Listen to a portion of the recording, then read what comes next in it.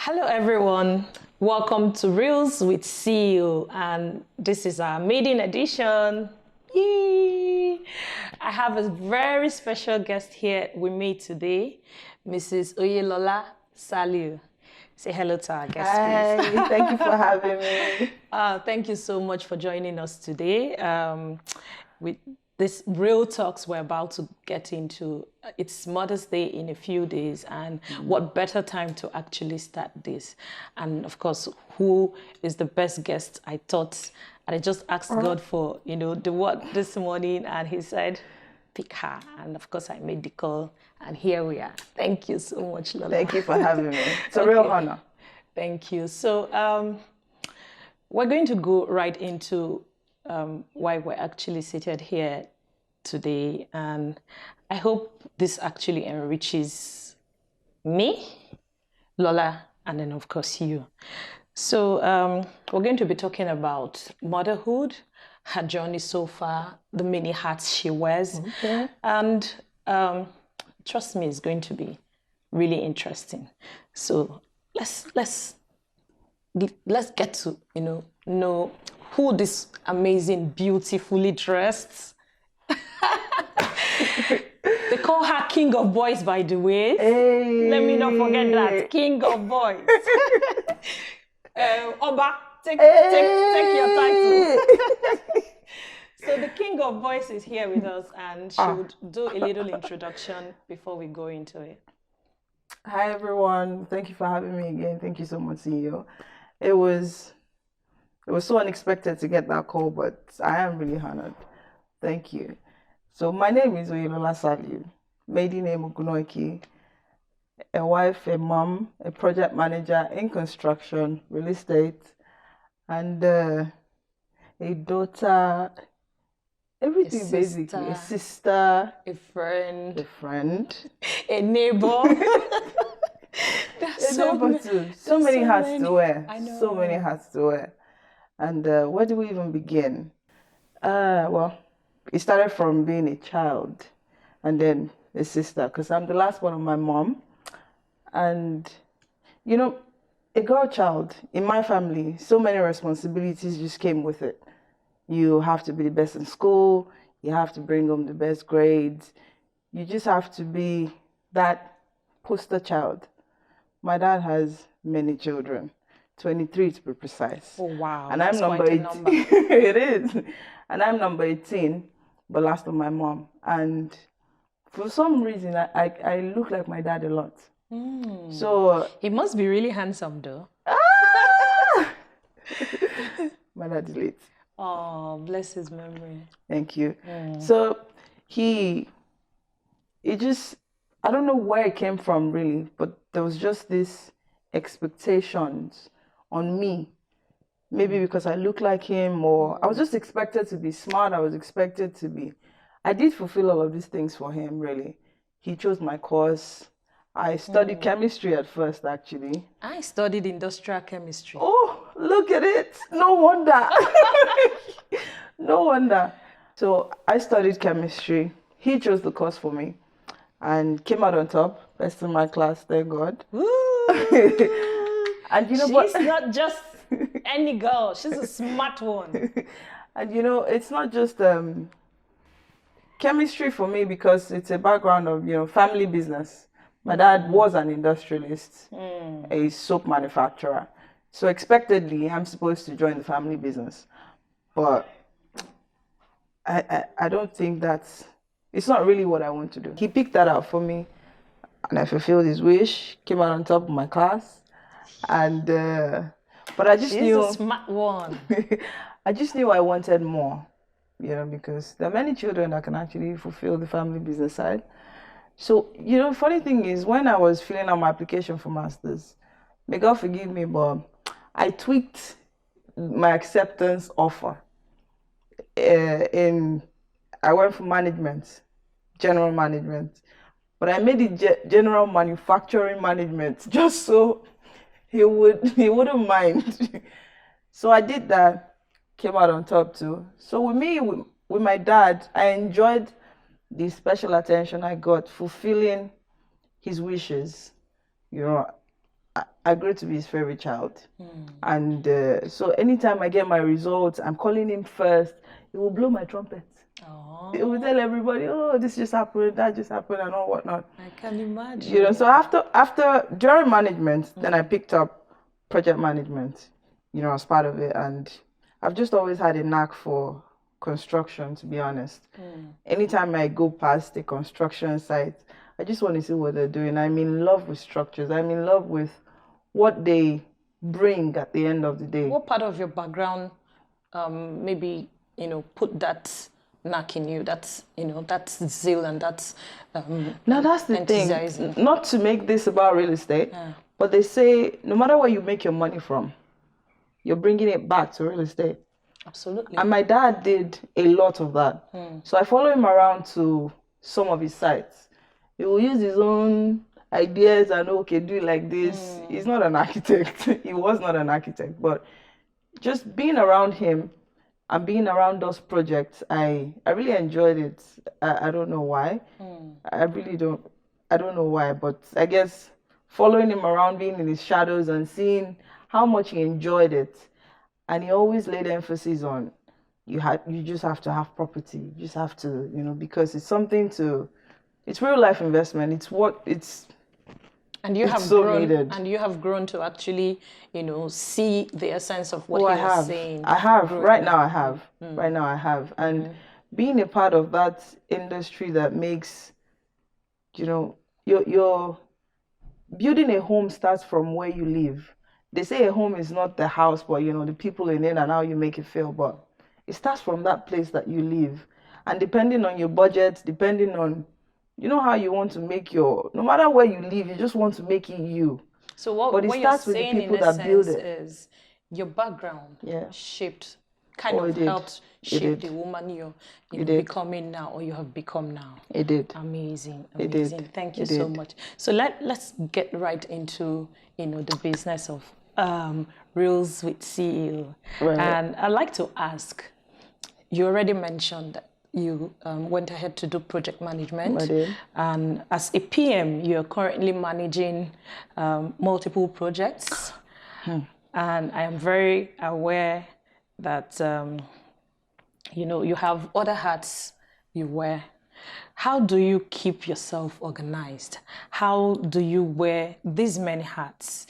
Do your wife duties, you're a mom, I'm very aware, and then handle all these different projects and still find time to pursue your personal development and then, of course, unwind. Learning project management, they teach you that it's time, cost, quality. And in all of those things, you need to learn how to delegate if you're going to be heading a team. I started under so many people, being a member of a team. Grew to be the leader of the team now. And being able to delegate, and God willing, thank God for grace, having the right people in your team, that helps a lot. Then about being organized, it comes with the package. I mean, as a mom, you're wearing so many hats. You have deadlines, you have so many duties, you have wife duties, you have challenges that you just have to keep at par, that you have to do the best that you have to do the best in at every point in time. And being able to, I guess, and you know, there's actually no manual to guide you through it. You just get right into it, especially being a mom. I think it's even harder than all the years of studying, even harder than work itself. But that just gives you the ability to multitask, honestly, because you want to keep your work, you want to fend for the child, you want to be a wife, you want to be a daughter, and juggling all those many hats together comes back to being a PM. For me, being able to delegate, being able to do my work separate from the house separate from work, the child. Although I did take a break, I took a year break straight up because I know that juggling things with a child and work may be a bit tricky. So I took that one that they'll give you in England, that 12 months break, just to be there you know. And attend to your child. Yes, and attend to the child. And then hiring the right people. I've been fortunate, actually. It takes a village, like they all say. And I think I do have one of the best teams at home with my husband, the nanny, everybody at home. You have a great support system. I do have a great support system. And at work, I have a great team too. So keeping it organized has not been so difficult for me because I guess I'm lucky. Well, I guess, like you rightly said, you've tried to hire the right people, both at home and at work. So more than half the time, the things that would have taxed you or weighed you down, you have the right people actually in control of those situations. So, everything doesn't actually consume you. You actually have time. Now, you haven't told us how you've told us how you get organized. So how do you now find time to personal develop and then, of course, unwind? Personal development for me comes with the line of work because now I'm getting up to so many more courses, taking How many exams. projects do you currently handle? I'm sorry. Oh, right now, we have about 6. We have about 6, 4 of them at the finishing stage. And if anybody knows anything about this industry, that's like the most part of it. Yeah, so we have about 6 right now. And personal development comes with work. I'm learning on the job. You learn every day. There's something new to see. There are new challenges to find solutions to. And I'm taking more exams. I'm taking more courses, certifications. So I do those things. Thank God for technology. They happen online. We take them at home, mostly when my child is sleeping or sometimes on site after delegation, after inspections. I sit down, read. And even if I'm not doing those courses, I enjoy reading too. So I have books that I read and we do that. And about unwinding, you know how they say it now that all work and no play will make Lola draw. We don't want no dull Lola on site, please. So, yeah. Friday nights is for the husband. Saturday afternoons for the family. Sunday for me. Wow. Okay. For me. My own is different. Please tell us. Sundays for me is me hanging out with friends or whoever I choose to spend time with because, amidst all of these things too, you want to achieve so much. Mental health, thank God there's so much talk around it these days. It's quite important. So it's me placing myself in exactly where I want to be. I know my work needs me to be some certain way. My husband needs me to be some certain way. My child needs me to be something for him too. So when I fulfill all those things, I take my own time too. Lola's time is Lola's time and nobody can try. If I choose for you to be in it, you can be in it. So I do unwind quite regularly. Wow, I'm so glad to hear that. For me, it's very important that you actually find that time to be you, do you. It refreshes you. It does. For you, it could be hanging out. For some other person, it could be movies. I do movies alone. And some people actually think it's weird, but I do too, actually. Yeah. And I enjoy it. I come into my car, and those days I drive myself. And I'll get back into my car, and I'll smile all through my drive home. I'll be so happy. Or I do spa. So I love also getting the pamper session, So it's really important to take out time. And I am so happy that, you've spoken to us about how you get to do yours. Okay, so we'll move on to my next question today. So Lola, mothers are most often than not considered as the greatest architects. Most often, they take the lead role in setting up and creating this safe haven, the home, of course, we always speak about for their families. What's the one thing you had loved to see in every child in your space, in the Victoria Crest brand where you currently operate, in the real estate world, in in our Lagos state, in Nigeria? What's the one thing that you would love, to say? This is also taking it back to, you're growing up. Yeah. Do you understand? As a mother, what's the one thing that struck you growing up and now you want to actually see for every child, see come true for every child? That come true will be the beginning of my answer. I want to see every child's dream come true. And it starts from the home. It starts from the environment. And that's where my work comes in. That's where I get so much inspiration from my work and the company that I work for, because personally, I don't take lightly